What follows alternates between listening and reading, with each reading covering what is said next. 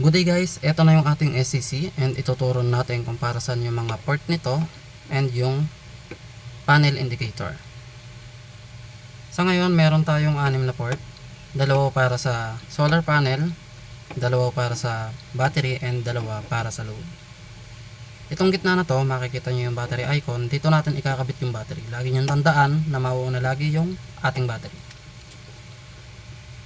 Yung pala natin is positive para dito sa battery panel, and then negative.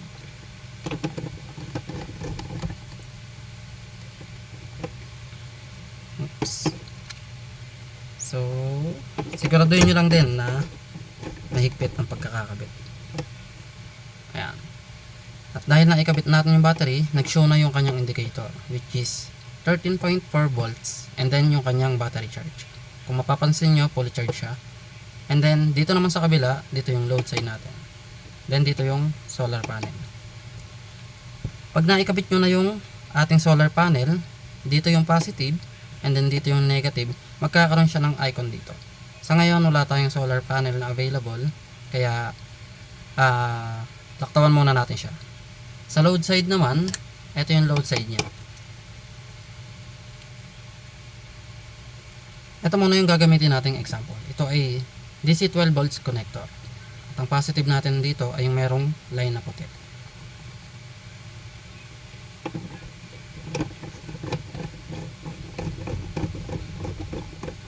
Naikabit natin yung positive and then yung negative.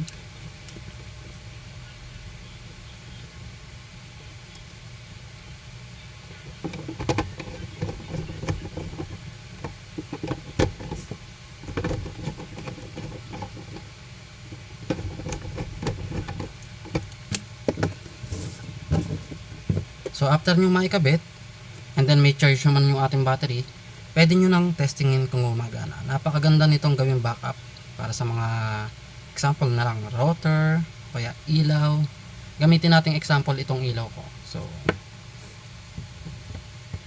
sa USB nito, meron siyang 3.7 to 5 volts na pwedeng gamitin. Meron tayong ilaw dito, bubunutin ko siya, mamamatay siya ngayon. Yan, kung napansin nyo, namatay. Ilagay natin siya dito sa USB. Ayan. Imagine dito sa aking workplace, 3.7 lang yung ginagamit ko. So, napakahina lang ng consumption niya. Malaking bagay yon para makatipid tayo sa kuryente.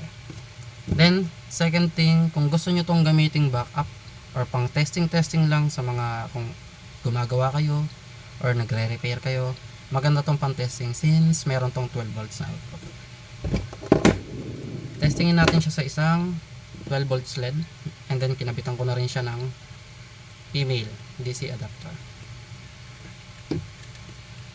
Okay, kabit na natin. Ayan, kita nyo naman, napakalakas. So bukod dito sa LED light, pwede rin siya syempre, nabanggit na nga natin sa router. Ayan, so ito ay 12 volts router. Lagi nyo lang din titignan kasi hindi lahat ng router is 12 volts. Meron tayong 9 volts and 5 volts. Nakalagay naman lagi dito yung voltage na need nya. Check nyo lang lagi yung indicator dun sa likod or yung mga nakasulat dun sa likod. So since ito ay 12 volts, so possible na gagana to. Kakabit na natin. So kung meron kayong mga prepaid na internet at ayaw nyo nawawala ng internet, pwede nyo tong gawing backup. So sa ngayon yun lang muna. Sana meron kayong mga natutunan.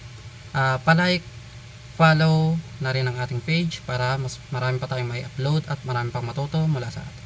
Salamat!